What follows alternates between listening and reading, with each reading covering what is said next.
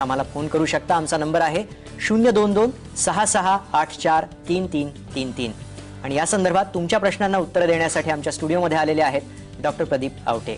नमस्कार। ब्रेकला जाण्यापूर्वी एक प्रश्न आपल्याला आलेला होता। एका गृहिणीचा प्रश्न होता की 2 वर्षापूर्वी त्यांच्या मुलीला स्वाइन फ्लू झालेला होता।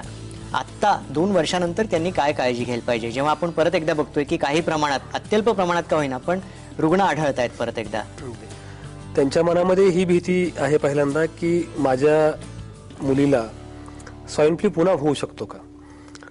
तर मुळात फ्लू इन्फ्लुएन्झा हा जो आजार आहे त्याची प्रतिकारशक्ती ही अल्पकाळ टिकणारी असते। म्हणजे ज्यावेळी तो एखाद्या व्यक्तीला होतो तेव्हा त्याच्या शरीरामध्ये जी प्रतिकारशक्ती तयार होते ती साधारणपणे 8 महिने ते 12 महिने एवढ्या काळ पण टिकते। त्याच्यानंतर हा आजार दुसऱ्यांदा पुन्हा त्या व्यक्तीला होऊ शकतो आणि हेच इन्फ्लुएन्झाचं बलस्थान आहे। जर आपल्याला पूर्ण जीवनभर पुरणारी इम्युनिटी मिळाली असती तर कदाचित इन्फ्लुएन्झा इतक्या वेगानं पसरला नसता। दुसरी गोष्ट काय की त्याच्यामध्ये क्रॉस इम्युनिटी नसते। म्हणजे मी जसं म्हणालो की इन्फ्लुएन्झा ए आहे, बी आहे, सी आहे किंवा त्याचे पण पुन्हा उपप्रकार आहेत। तर तुम्हाला इम्युनिटी एका विशिष्ट प्रकाराच्या विरुद्ध आहे म्हणून दुसऱ्या प्रकारचा विषाणू जर आला तर त्याच्या विरुद्ध तुम्हाला इम्युनिटी नसते। दुसऱ्या प्रकारचा फ्लू होऊ शकतो, त्यामुळे फ्लू होऊ शकतो ही महत्वाची गोष्ट आहे। आणि त्याच्यामुळे आता जे आपण बोललो की आपला आहार चांगला असावा, त्यांनी विचारलं की मुलीला काय आहार द्यावा, तर ज्याला आपण म्हणतो की सकस आहार ज्याच्यामध्ये सर्व विटॅमिन विशेषतः विटॅमिन सी सारख्या गोष्टी आहेत की ज्या सहजतेने मिळतील अशा गोष्टी तिला मिळणं, फलाहार चांगला ठेवला पाहिजे। अलीकडे छोटी मुलं जी आहेत ती बऱ्यापैकी जंक फूड्स किंवा फास्ट फूडच्या पाठीमागे लागतात, त्यातूनही मुलांची इम्युनिटी कमी होते। त्याच्यामुळे त्यांना ताजा सकस आहार ज्याच्यामध्ये फळं भरपूर आहेत, भाजीपाला भरपूर आहे अशा पद्धतीने दिलं आणि मुलांनी भरपूर खेळलं तर मला वाटतं त्यांची इम्युनिटी चांगली राहते। ज्या मूलभूत ज्या गोष्टी मगापासून तुम्ही सांगता की आरोग्यविषयी काळजी, चांगला आहार, भरपूर पाणी आणि पुरेशी विश्रांती या गोष्टी आवश्यक आहेत। आपल्याला पुढचा प्रश्न येतोय उपेंद्र यांचा। विचारा उपेंद्र, तुमचा काय प्रश्न आहे?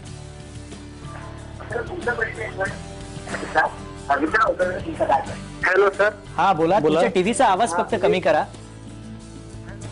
हा बोला। हा मी भूपेंद्र बोरसे बोलतोय धुळ्याहून। हा बोला। सर आपला जो व्हायरस आहे H1N1 चा, तर तो व्हायरसचा साईज आणि शेप कसा आहे सर, आणि तो आपल्या बॉडीवरती कसा ऍक्ट होतो? खूप छोटासा व्हायरस आहे की ज्याला आपण म्हणतो की नॅनोमीटर, आणि म्हणून तर आपल्याला त्याला पाहण्याकरता आपण उघड्या डोळ्याने त्याला पाहू शकत नाही। खूप छोटासा आहे आणि मुळात विषाणू ही जी गोष्ट आहे ना ही एवढी विचित्र गोष्ट आहे जगामधली की आपण परमेश्वराचं वर्णन करताना नेहमी तुझं सगुण म्हणू की निर्गुण रे असं म्हणतो।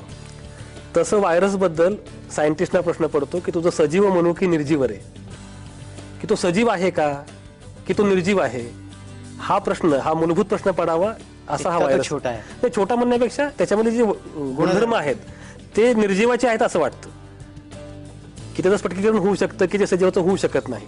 त्याच्यामुळे व्हायरस ही अत्यंत एका अर्थानं पडलेलं कोड आहे शास्त्राला, आणि तो कसा आत शिरतो शरीरामध्ये तर त्याची एक प्रकारची ज्याला म्हणतो ना आपण काही रासायनिक द्वारं असतात त्या पेशीवर, आणि त्याच्या किल्ल्या या व्हायरसच्या जे काही सरफेस आहे त्या सरफेसमध्ये जे काही विशिष्ट प्रकारची रचना असते तर त्या किल्ल्या असतात की तुमच्या पेशीचं दार तो उघडतो।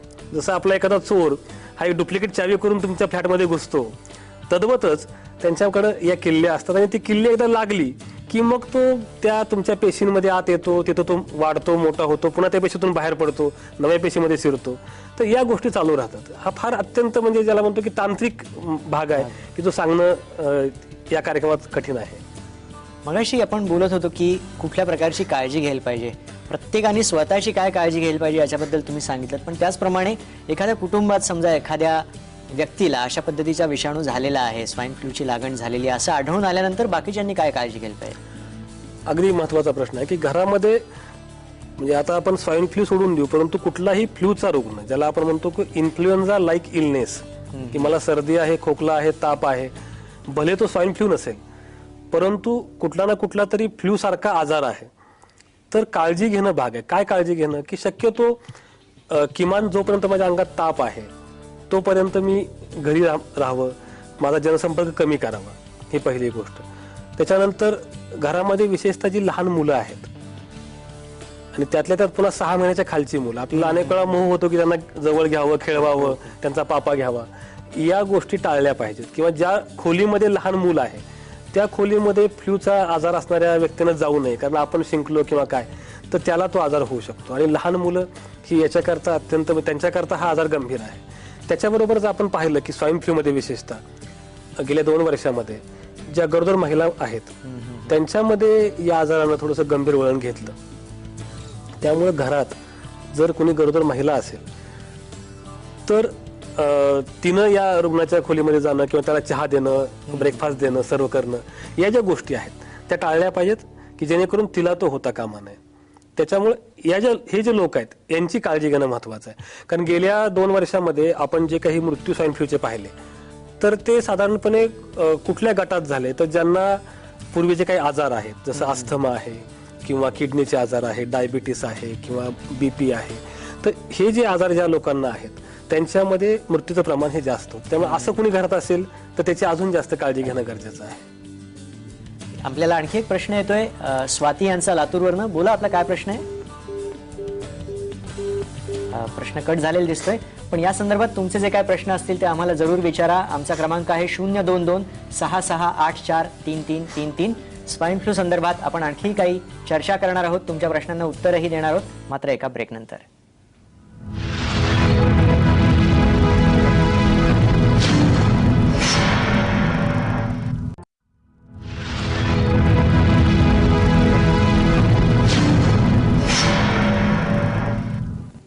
प्रश्नचिन्हामध्ये आपलं पुन्हा एकदा स्वागत. आपण चर्चा करत आहोत स्वाईन फ्लू बद्दल, आणि स्वाईन फ्लू बद्दल आपल्याकडे लोकांचे प्रश्न येत आहेत.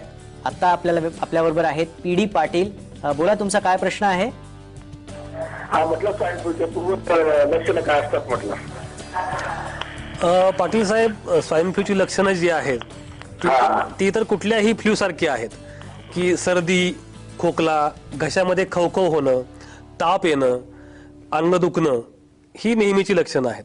फार कमी वेळा फ्लूमध्ये उलटी किंवा जुलाब या पती लक्षणं सुद्धा आढळतात, आणि मग त्याला काही वेळा लोक चुकीनं स्टमक फ्लू म्हणतात. तर पण लक्षणं साधारणपणे ही आहेत: ताप, सर्दी आणि घशामध्ये खवखव होणं, ही त्याची लक्षणं मुख्य आहेत. ही समजा लक्षणं आढळून आली तर पुढे काय करायला पाहिजे? विचारायचा मुद्दा असा की 2 वर्षापूर्वी जेव्हा ही लक्षणं आढळलेली होती तेव्हा मग लोकांनी जाऊन चेकअप केलं आणि त्यामुळे बऱ्याच मोठ्या प्रमाणात लोकांमध्ये घबराट सुद्धा पसरली. लोकांनी लस घ्यायला वगैरे सुरुवात केली. त्या लसीचं काय नेमकं महत्व आहे स्वाईन फ्लूच्या दृष्टीने? सगळं आता जो प्रश्नाचा पहिला भाग आहे की लक्षणं जर असतील तर आपण काय केलं पाहिजे, याच्यामध्ये महत्वाची गोष्ट आहे की सर्वप्रथम घाबरून न जाणं. कारण आपण जे पाहतो आहोत की इम्युनिटी कमी होते, त्याचं दुसरं कारण असतं की तुम्हाला काही भयाचा धक्का बसला की खूप तुम्ही टेन्शनमध्ये आलात तरी तुमची इम्युनिटी कमी होते. मला काहीतरी भयंकर झालं आहे असं वाटून तुम्ही जर घाबरलात तर हे तुमच्याकरताच घातक आहे. त्याच्यामुळे न घाबरणं पहिली गोष्ट. सर्दी, खोकला आहे, ताप आहे तर डॉक्टरांचा सल्ला घ्या. त्याच्यासोबतच जे घरगुती उपाय आहेत की साधी गोष्ट, गरम पाण्यामध्ये मीठ आणि हळद टाकून गुळण्या करणं किंवा गरम पाण्याची वाफ घेणं, या ज्या गोष्टी आहेत या करा. जर 2 दिवसामध्ये तुम्हाला असं वाटलं की लक्षणं कमी होत आहेत किंवा ताप कमी झालेला आहे, सर्दी खोकल्याची तीव्रता कमी झालेली आहे, तर याचा अर्थ की तुम्ही जे काही उपचार घेता आहात त्याचा परिणाम होतो आहे, तो कंटिन्यू करा. पण जर लक्षणं वाढली, विशेषतः काय की तुमचा आजार कमी न होता, औषधांना दाद न देता तो वाढतो आहे, हे कसं ओळखावं? तर माझा ताप कमी होत नाही, गेले 3 दिवस झालं ताप सतत वाढताच आहे, मी औषधं घेतो आहे, घरगुती उपचारही करतो आहे, पण ताप वाढतो आहे, तर याचा अर्थ असा की आजार तुमचा या नेहमीच्या औषधांना बरा होत नाही, एक गोष्ट. दुसरं काय की तुम्हाला श्वास घ्यायला अडचण येऊ लागलेली आहे, धाप लागल्यासारखं वाटतं आहे, किंवा तुम्ही जेव्हा खोकता तेव्हा तुमच्या खोकल्यातून किंचित रक्त पडल्यासारखं वाटतं आहे, किंवा छोटं लहान मुलं असेल तर ते अगदी असं पेंगळून पडलेलं आहे, आईचं दूधही प्यायला तयार नाही, नेहमी जे दुधाकरता रडायचं ते आता दूध पित नाहीये, त्याचा खेळकरपणा संपलेला आहे, किंवा काही वेळा लहान मुलांचे नख आणि ओठ जे आहेत ते थोडीशी निळसर पडतात, ऑक्सिजनचं प्रमाण कमी झाल्यामुळं, ज्याला आपण म्हणतो सायनोसिस, असं होत. तर ही सगळी लक्षणं जी आहेत ते असे सांगतात की नाही, हा आजार किरकोळ नाहीये, तो आता वाढतो आहे. तर त्याच्यामुळे 2 दिवसामध्ये पुन्हा डॉक्टरांना दाखवणं, त्यांचा सल्ला घेणं हे आवश्यक आहे. म्हणजे पूर्वी आपल्याकडं आपण विनोदानं म्हणायचो की सर्दी म्हणजे असं आहे की औषध घेतलं तर 1 आठवड्यामध्ये ती बरी होते, नाही घेतलं तर 7 दिवसात बरी होते. तर अशी विनोदाने घ्यावी अशी परिस्थिती आज किमान स्वाईन फ्लूमुळे नाही, हे लक्षात घेणं गरजेचं आहे. दुसरा प्रश्न जो होता की तो लसीकरण. दुसऱ्या प्रश्नाकडे आपण येऊया, पण आपल्याला आणखी एक प्रश्न विचारतायत. जितेंद्र आहेत आपल्या बरोबर जळगाववरनं. विचारा काय प्रश्न आहे. जितेंद्र यांच्याचा संपर्क तुटलेला आहे, फोन बहुतेक कट झालेला आहे.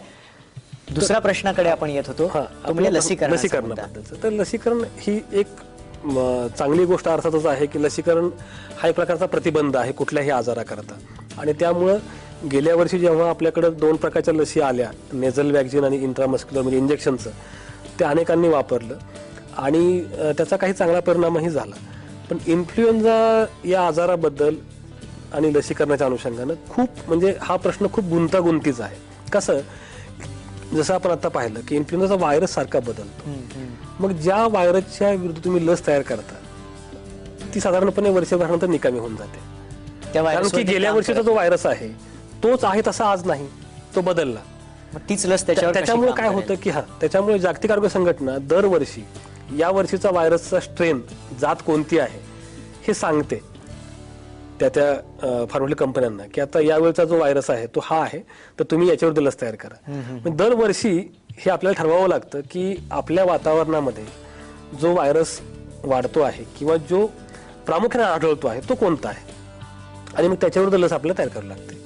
आता याच्यामध्ये परत गोंधळाची परिस्थिती काय आहे की लस तयार होण्याकरता ज्या आज आपल्याकडच्या उपलब्ध पद्धती आहेत त्यानुसार जर मी आज लस तयार करायला घेतली तर किमान 6 महिन्याचा काळ जातो. तेवढ्या काळात भीती अशी असते की माझ्या वातावरणामधला जो प्रमुख आढळणारा व्हायरस आहे तो बदलू शकतो, तो कोणता दुसरा होऊ शकतो. त्याच्यामुळे माझी लस बाजारात येईपर्यंत अनेक वेळा काय होतं की अरे आता हा व्हायरस फारसा दिसतच नाही, आता वेगळाच दिसतो आहे. त्याच्यामुळं ती घेणं कितपत फायद्याचं आहे असा प्रश्न येतो. परंतु महत्त्वाची गोष्ट आहे की हे सगळं जरी असलं तरी आता याच्यावर आपण मात करतो आहोत. आपल्याकडे नव्या तंत्रज्ञान येतं आहे. रिकॉम्बिनंट डीएनए टेक्नॉलॉजी जी आहे त्याच्यामुळे आता लस तयार करण्यामधला जो कालावधी आहे तो कमी होतो आहे. आणि निश्चितपणे मी जसं सांगितलं की म्हणजे शीतकटिबंधामध्ये जिथं हा खूप वेगानं पसरतो आजार आणि खूप लोक गंभीर होतात तिथं वॅक्सिनेशनचा खूप महत्त्वाचा रोल आहे. आणि आपल्याकडं सुद्धा विशेषतः स्वाईन फ्लूच्या या धक्क्यानंतर ज्या लोकांच्या मध्ये हा आजार गंभीर रूप धारण करू शकतो त्यांची ओळख आता आपल्याला पुरेशी पटलेली आहे. म्हणजे गरोदर महिला असतील किंवा जसं आता म्हणलं की ज्यांना जुनाट आजार आहेत असे लोक असतील तर त्यांना प्रामुख्यानं लसीकरण हे महत्त्वाचं आहे. आणि त्याच्यामुळं आपल्या डॉक्टरच्या सल्ल्यानं ते घेणं, कारण आज मितीला याचे वेगवेगळ्या लसी बाजारात उपलब्ध आहेत, त्यातली कोणती घेतली पाहिजे कोणती नको याचा निर्णय डॉक्टर घेऊ शकतात. की जसं आपण म्हणजे BCG DPT या ज्या लसी देतो आणि त्या सर्व बालकांना सारख्याच असतात, तसं याबद्दल नाही की एखादी विशिष्ट लस ही गरोदर महिला चालणार नाही, एखादी विशिष्ट लस ही 6 महिन्याच्या आतल्या बालकाला चालणार नाही, किंवा तुम्ही ॲस्पिरिनवर आहात किंवा तुम्हाला अजून कुठला आजार आहे तर तुम्हाला लाईव्ह वॅक्सिन ज्याला म्हणतो आपण की ज्याच्यामध्ये जिवंत विषाणू एका प्रकारे असतो ते तुम्हाला वॅक्सिन चालणार नाही. त्याच्यामुळे तुम्हाला कोणतं चालेल आणि तुम्हाला घेण्याची गरज आहे की नाही याचा निर्णय हा तुमच्या प्रत्येक पेशंटच्या बाबतीत वेगळा असू शकतो, प्रत्येक व्यक्तीच्या बाबतीत वेगळा असू शकतो. त्याच्याकरता सल्ला डॉक्टरांचा घेणं आवश्यक आहे.